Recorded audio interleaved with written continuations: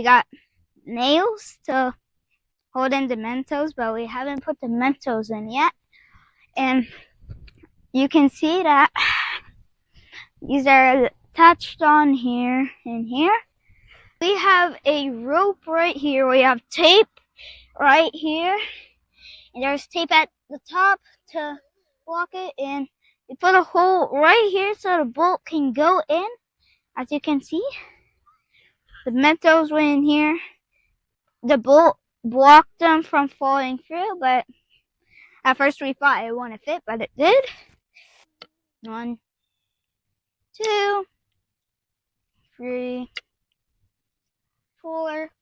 I hope I hit one at least.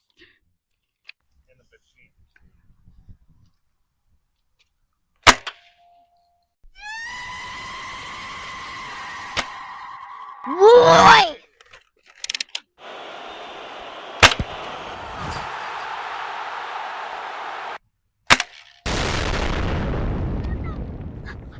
Like and subscribe.